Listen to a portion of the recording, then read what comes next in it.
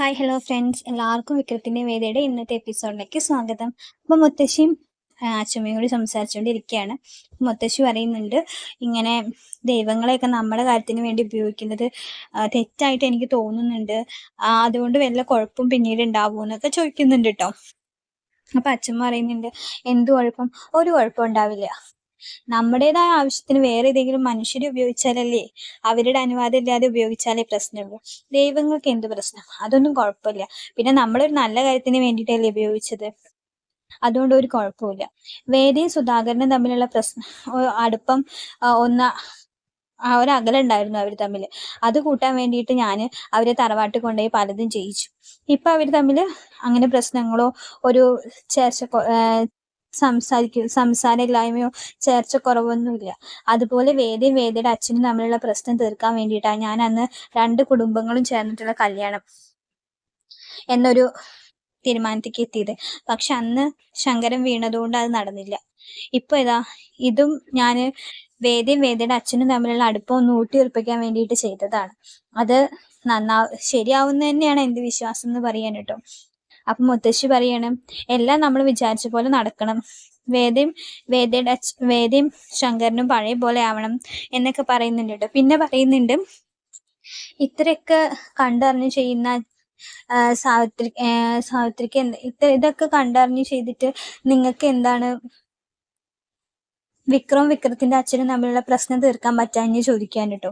അപ്പൊ അച്ഛമ്മ ഒന്നും മിണ്ടുന്നില്ല കേട്ടോ.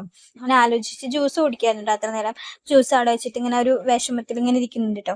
അപ്പൊ മുത്തശ്ശിക്ക് ചോദിച്ചത് അബദ്ധമായോ എന്നുള്ളൊരു തോന്നുന്നുണ്ട് കേട്ടോ. മുത്തശ്ശി പറയാണ്, ഞാൻ ചോദിച്ചതുകൊണ്ട് നിങ്ങൾ തെറ്റായിട്ടൊന്നും വിചാരിക്കേണ്ട. ഞാൻ ചോദിച്ചത് തെറ്റയച്ചാ ക്ഷമിക്കണം, ഞാൻ അങ്ങനെ ഒന്നും ഉദ്ദേശിച്ച് ചോദിച്ചതല്ല എന്ന് പറയുന്നുണ്ട് കേട്ടോ. അപ്പൊ അച്ഛമ്മ പറയുന്നുണ്ട്, ഏയ് കുഴപ്പമില്ല, അതെന്റെ തെറ്റാണ്. ഓരോ കാര്യത്തിൽ നമ്മൾ ഇടപെടേണ്ട സമയത്ത് നമ്മൾ ഇടപെട്ടില്ലെങ്കിൽ പിന്നെ അത് നമുക്ക് ശരിയാക്കി എടുക്കാൻ പറ്റില്ല. വിക്രം സുധാകരനും തമ്മിലുള്ള പ്രശ്നത്തിൽ എനിക്ക് അപ്പോൾ ഇടപെടാൻ സാധിച്ചില്ല. അതിനും വേണ്ടി എൻ്റെ കുട്ടി കുറെ അനുഭവിച്ചു എന്ന് പറഞ്ഞിട്ട് ഒരു വിഷമത്തിലിരിക്കുമ്പോൾ മുത്തശ്ശി പറയുന്നുണ്ട്, മതി, ഇനിയിപ്പോൾ അതൊന്നും ആലോചിക്കണ്ട, നമ്മളിപ്പോൾ സന്തോഷത്തിലിരിക്കല്ലേ, അതിനെക്കുറിച്ചൊന്നും നമുക്കിപ്പോൾ പറയണ്ടെന്നൊക്കെ പറയാൻ കേട്ടോ. പിന്നെ കാണിക്കുന്നത് നമ്മുടെ ശ്രീജയാണ് കേട്ടോ. ശ്രീജ സ്റ്റെയറൊക്കെ കയറിയിട്ട് ഇങ്ങനെ ഓരോ ഫോട്ടോസും സ്റ്റെയറിൻ്റെ ആ ചുമരിൽ വെച്ചിരിക്കുന്ന എല്ലാ ഫോട്ടോസും നോക്കിയിട്ട് കയറിപ്പോയി മേലത്തെ നിലയിൽ വേദയുടെ അച്ഛനും വേദയൊക്കെ നിൽക്കുന്ന ഫോട്ടോസൊക്കെ നോക്കിയപ്പോൾ അതിലൊരു ഷെൽഫിൽ ഒരു ചെറിയ ഒരു ഗിഫ്റ്റ് പോലത്തെ ഒരു റോസ് പൂവിൻ്റെ ഒക്കെ ഒരു ചില്ലിൻ്റെ ഗിഫ്റ്റ് ഇരിക്കുന്നുണ്ട് കേട്ടോ. അപ്പോൾ ഒരു കൗതുകത്തിന് ശ്രീജ അത് എടുത്ത് നോക്കുന്ന സമയത്താണ് അവിടേക്ക് വർഷ വരട്ടെ. പറഞ്ഞിട്ട് എന്താ അവിടെ നിന്ന് എടുക്കുന്നത് ചോദിച്ചിട്ട് പെട്ടെന്ന് അടുത്ത് ഉറക്കി സംസാരിച്ചപ്പോൾ ശ്രീജ ഞെട്ടിയിട്ട് തിരിഞ്ഞതോ അവളുടെ കയ്യിൽ നിന്ന് അത് താഴെ വീണ് പൊട്ടുകയാണ് കേട്ടോ. അപ്പോൾ വർഷയ്ക്ക് നല്ല ദേഷ്യം വരുന്നുണ്ട്. വർഷ വന്നിട്ട്, നിങ്ങൾ എന്താ ചെയ്യുന്നത്, അത് താഴെ വിട്ട് പൊട്ടിച്ചോ, അപ്പൊ ആവശ്യമില്ലാത്ത എന്തിനാ എടുക്കാൻ നിൽക്കുന്നത് എന്നൊക്കെ ചോദിച്ച് ശ്രീജയോട് ദേഷ്യപ്പെട്ടാണ്. അപ്പൊ ശ്രീജ പറയാണ്, അത് പെട്ടെന്ന് സൗണ്ട് കേട്ടപ്പോൾ അബദ്ധത്തിൽ കയ്യിൽ നിന്ന് വീണതാണ്, ഞാനൊന്ന് നോക്കാൻ വേണ്ടി എടുത്തതാണെന്ന് പറയാൻ കേട്ടോ. അപ്പൊ എന്തിനാ ആവശ്യമില്ലാത്തതൊക്കെ എടുക്കുന്നത്? കയ്യിൽ നിന്ന് വീണ് പൊട്ടിച്ചു, അതെ അവിടെ എവിടെയെങ്കിലും അടങ്ങി ഒതുങ്ങി ഇരിക്കാൻ വേണ്ടത്, നിങ്ങളിപ്പോ എന്തിനാ ഇങ്ങോട്ട് വന്നതെന്നൊക്കെ ചോദിച്ച് ദേഷ്യപ്പെടുന്നുണ്ട് കേട്ടോ. അല്ല, ഞാൻ പെട്ടെന്ന് എൻ്റെ കയ്യിൽ നിന്ന് വീണ് പൊട്ടിയതാണ്, ഞാൻ വേറെ മേടിച്ചു തരാമെന്ന് പറയാൻ കേട്ടോ. ഓ, അത്ര വലിയ പൈസക്കാരിയാണോ? അതിന് എത്ര വില എന്ന് നിങ്ങൾക്ക് അറിയോ? അതെനിക്ക് ശ്രീയേട്ടൻ വെഡിങ് ആനിവേഴ്സറിക്ക് ഗിഫ്റ്റ് ആയിട്ട് തന്നതാണ്, അതിന് എത്ര വില എന്ന് നിങ്ങൾക്ക് അറിയോ? അല്ല, നിങ്ങൾ അത്ര കാശുള്ള കുടുംബത്തിൽ നല്ലതാണല്ലോ ഞാൻ അറിഞ്ഞത് എന്നൊക്കെ പറഞ്ഞിട്ട് ഒരുമാതിരി ശ്രീജേനെ കളിയാക്കാണ് കേട്ടോ. അപ്പൊ ശ്രീജയ്ക്ക് വിഷമാവുന്നുണ്ട്. ഇത് കേട്ടിട്ടാണ് ഡോർ തുറന്നിട്ട് റൂമിലായിരുന്നു വേദ ഡോർ തുറന്നിട്ട് എന്താ ശ്രീജയെടുത്തി പ്രശ്നം എന്ന് ചോദിച്ചിട്ട് വരുന്നുണ്ട് കേട്ടോ. അപ്പൊ ശ്രീജ വേഗം വേദയുടെ അടുത്തേക്ക് ചെന്നിട്ട് പറയുന്നുണ്ട്, അല്ല, ഞാൻ ആ ഫ്ലവർ കേസ് പെട്ടെന്ന് ഒരു കൗതുകത്തിന്റെ പേരിൽ എടുത്ത് നോക്കിയതാണ്, എന്നിട്ടിപ്പോ എന്താ, അത് എറിഞ്ഞ് പൊട്ടിച്ചു നിന്റെ ഏട്ടത്തിന്ന് പറയാണ് കേട്ടോ വർഷ. അപ്പൊ വേദ പറയുന്നുണ്ട്, എന്താ വർഷം എടുത്തിയത്, അത് ശ്രീചേട്ടത്തി ഒരു കൗതുകത്തിന് എടുത്ത് നോക്കിപ്പോയി, അത് പൊട്ടി, അതിനിപ്പോ ഇങ്ങനെ പറയേണ്ട ആവശ്യമുണ്ടോ? പിന്നെ ഞാൻ എങ്ങനെ പറയേണ്ടത്? എന്താ ഉള്ള കയ്യിന് എല്ലില്ലെങ്കിൽ പിന്നെ അത് നോക്കാൻ നിൽക്കരുത് എന്നൊക്കെ പറയുന്നുണ്ട് കേട്ടോ. അപ്പോ വേദ ചോദിക്കുന്നുണ്ട്, എന്ത് ഭാഷയാണ് വർഷം എടുത്തിയത്? ഇവരിവിടെ വിരുന്നുകാരായിട്ട് വന്നതാണ്, അവരോട് കുറച്ച് മാന്യം മര്യാദയായിട്ട് പെരുമാറണം എന്ന് പറയുന്നു കേട്ടോ. അപ്പൊ വർഷ പറയുന്നുണ്ട്, നീ എന്നെ മാന്യായിട്ട് മര്യാദയും ഒന്നും പഠിപ്പിക്കാൻ നിൽക്കണ്ട, എനിക്കറിയാം എങ്ങനെയാണ്. ഓ, പഠിപ്പിക്കാൻ നിന്നിട്ടും കാര്യമില്ല, നിങ്ങൾക്ക് അതൊന്നും അറിയില്ല, നിങ്ങളുടെ അടുത്ത് കൂടെ തൊട്ട് തീണ്ടിയിട്ടില്ലല്ലോ എന്ന് വേദിയും പറയുന്നുണ്ട് കേട്ടോ. ഓ, വിരുന്നുകാരായി വന്നു വെച്ച് വിരുന്നുകാരെ പോലെ അവിടെ എവിടെയെങ്കിലും അടങ്ങി ഒതുങ്ങിയിരിക്കണം, അല്ലാതെ എല്ലായിടത്തും കയറി വലിഞ്ഞു കയറി വന്നിട്ട് ഓരോന്നും എടുത്ത് നോക്കല്ല വേണ്ടത് എന്ന് പറഞ്ഞിട്ട് ശ്രീജേനെ പിന്നെയും പറയുമ്പോൾ ശ്രീജ കരഞ്ഞിട്ട് ഓടി പൂട്ടോ അവിടുന്ന്. അപ്പം വേദ പറയുന്നുണ്ട്, വർഷത്തിലൊന്നും ഞാൻ ഇതല്ല പ്രതീക്ഷിച്ചത്, കുറച്ചും കൂടി മെച്ചുവർ ആയിട്ട് പെരുമാറാൻ പഠിക്കുക ആദ്യം, നിങ്ങൾ എന്ത് സ്ത്രീയാണെന്നൊക്കെ ചോദിക്കുന്നുണ്ട് കേട്ടോ. എന്നിട്ട് വേദ അവിടുന്ന് പോകുമ്പോഴേക്കും നന്ദിനി വരുന്നുണ്ട്. നന്ദിനി ശ്രീജ കരഞ്ഞോടി വരുന്നതൊക്കെ നന്ദിനിയും കാണുന്നുണ്ട്. അപ്പൊ നന്ദിനി ചോദിക്കുന്നുണ്ട്, എന്താ നാത്തൂനും തമ്മിലൊരു സംസാരം എന്ന് വേദയോട് ചോദിക്കുന്നുണ്ട്. അപ്പൊ നന്ദിനിയോട് വേദ പറയുന്നുണ്ട്, ഓ ഒന്നുമില്ല എന്നിട്ട് ദേഷ്യപ്പെട്ടിട്ട് പോകുന്നുണ്ട് കേട്ടോ. അപ്പൊ നന്ദിനി വർഷോട് വന്ന് ചോദിക്കുന്നുണ്ട്, എന്താ പ്രശ്നം? ഒന്നുമില്ല, നിന്റെ ചേച്ചി അത് ആ ഫ്ലവർ കേസ് കയ്യിൽ താഴെയിട്ട് പൊട്ടിച്ചു, ഞാനത് പറഞ്ഞപ്പോ വേദ എന്റെ മേത്തേക്ക് ചാടി കയറി പറയാണ്. അപ്പോ നന്ദിനി പറയുന്നുണ്ട്, അതല്ലെങ്കിലും അങ്ങനെ തന്നെയല്ലേ, വേദയ്ക്ക് ശ്രീജേടത്തിയോട് കുറച്ച് ഇഷ്ടം കൂടുതലാണ്, ശ്രീജേടത്തിയാണല്ലോ അവളുടെ സപ്പോർട്ടർ അവിടെ എന്ന് പറയുന്നുണ്ട് കേട്ടോ. അപ്പൊ വർഷ പറയുന്നുണ്ട്, ഓ അങ്ങനെയാണല്ലേ, ശ്രീജേനെ അവിടെ സപ്പോർട്ട് ചെയ്യുന്നത് വേദയാണ് ശ്രീജയാണല്ലേ വേദേനെ അവിടെ സപ്പോർട്ട് ചെയ്യുന്നത്. അപ്പൊ ശ്രീജയ്ക്ക് ഇട്ടിട്ട് എന്തെങ്കിലും പണി കൊടുക്കാം, അത് വേദയ്ക്കും വിഷമാവും എന്നുള്ള രീതിക്ക് ഒരു ആലോചന വർഷയുടെ ഉള്ളിൽ ഉണ്ടാവാനുണ്ട്. വർഷം ഇങ്ങനെ ആലോചിച്ചിട്ട് പറയാണ്, അല്ല നിങ്ങളൊക്കെ ഇന്ന് പോവോ ചോദിക്കുമ്പോ, ഇല്ല അച്ഛനും അമ്മയും ഇന്ന് പോവും, വിക്രം വേദ എന്തായാലും ഇവിടെ നിക്കണല്ലോ എന്ന് പറയാൻ കേട്ടോ. അപ്പൊ വർഷ പറയുന്നുണ്ട്, എന്നാ ശരി നീ ഒരു ദിവസം ഇവിടെ നിക്ക്, നീ ഇന്നൊരു ദിവസം ഇവിടെ നിക്ക്, കുറച്ച് കാര്യങ്ങളുണ്ട് എന്ന് പറയാൻ കേട്ടോ. അപ്പൊ നന്ദിനി പറയുന്നത് എന്തിനാന്ന് ചോദിക്കുന്നുണ്ട്, കുറച്ച് കാര്യങ്ങളുണ്ട് നീ നിക്കെന്ന് പറയുന്നുണ്ട് കേട്ടോ. അപ്പൊ ശരി പറയുന്നുണ്ട്. പിന്നെ എല്ലാരും കഴിക്കാനിരിക്കാണ് കേട്ടോ. അപ്പം അച്ഛമ്മ ശ്രീകാന്തിനോട് ഇരിക്കാൻ പറയുന്നുണ്ട്. അപ്പൊ ശ്രീകാന്ത് പറയില്ല, അച്ഛമ്മ ഇരിക്കും, ഞാനത് കഴിഞ്ഞിട്ട് ഇരിക്കാന്ന് പറഞ്ഞിട്ട് നല്ല സ്നേഹത്തിൽ അച്ഛമ്മേനെ അവിടെ പിടിച്ചിരുത്തുന്നുണ്ട്. എന്നിട്ട് എല്ലാരും ഫുഡൊക്കെ വിളമ്പി കൊടുക്കുന്നുണ്ട്. എന്നിട്ട് മുത്തശ്ശി പറയുന്നുണ്ട് കേട്ടോ, ഇനി നമുക്ക് ഇങ്ങനെ ഒരുമിച്ചിരുന്ന് കൂടണം എന്നൊക്കെ പറയുമ്പോൾ, സന്തോഷത്തോടെ കൂടണം, ഇതൊരു തുടക്കാണെന്നൊക്കെ പറയുമ്പോൾ അച്ഛമ്മ പറയുന്നുണ്ട്, അതിന് ഞങ്ങൾ ഇങ്ങോട്ട് വന്നാൽ മാത്രം പോരാ, നിങ്ങൾ അങ്ങോട്ടും വരണം എന്നൊക്കെ പറയാൻ കേട്ടോ. അപ്പൊ വേദയുടെ അമ്മ പറയുന്നുണ്ട്, പിന്നെ എന്താ, ഞങ്ങൾ ഒരു ദിവസം എന്തായാലും ഞങ്ങൾ എല്ലാവരും ഒരു ദിവസം അവിടേക്ക് വരാം, പോവാല്ലേ ശങ്കരേട്ടാന്ന് ചോദിക്കുമ്പോ ശങ്കരനൊന്നും മിണ്ടുന്നില്ല കേട്ടോ. അപ്പൊ എല്ലാരും ശങ്കരന്റെ മുഖത്തേക്ക് നോക്കുന്നുണ്ട്. വേദയ്ക്കാണ് ഒരു ടെൻഷൻ ആവട്ടെ, അച്ഛൻ എന്താ പറയാന്ന്. അപ്പൊ ശങ്കരൻ എല്ലാവരുടെ മുഖത്തേക്കും മെല്ലെ നോക്കിയിട്ട് പറയാണ്, ആ പോവാം എന്ന് പറയുമ്പോ എല്ലാവർക്കും സന്തോഷാവും കേട്ടോ. അപ്പൊ മാഷ് പറയുന്നുണ്ട്, ആ എന്ന് വേണിച്ചാലും വരാമെന്ന് പറയാൻ കേട്ടോ. എന്താ കഴിച്ചു കഴിഞ്ഞിട്ട് കഴിക്കലൊക്കെ തുടങ്ങി കഴിഞ്ഞപ്പോ കമല പറയുന്നുണ്ട്, ഞങ്ങൾ ഈ കഴിക്കലൊക്കെ കഴിഞ്ഞ് കഴിഞ്ഞ് ഞങ്ങൾ പോവിട്ടോ എന്ന് പറയാൻ കേട്ടോ. അപ്പോ ആ വേദയുടെ അമ്മ പറയുന്നുണ്ട്, ഇന്ന് തന്നെ പോണോ, നാളെ പോയാ പോരെ? ഏയ് അവിടെ ഒരുപാട് പണികളുണ്ട്, പിന്നെ വേദയും വിക്രമം ഇവിടെ നിക്കല്ലേ, ഞങ്ങള് ഇന്ന് പോവണം ഞങ്ങൾക്ക് എന്ന് പറയാൻ കേട്ടോ. അപ്പൊ അച്ഛൻ പറയുന്നുണ്ട്, ഞാൻ എന്തായാലും വേദയുടെയും വിക്രമിന്റെയും കൂടെ ഇവിടെ നിൽക്കാണ്, എന്തായാലും ഈ വിഗ്രഹം ഒരു ദിവസം ഇവിടെ വെച്ച് പൂജിക്കണം എന്ന് പറയാൻ കേട്ടോ.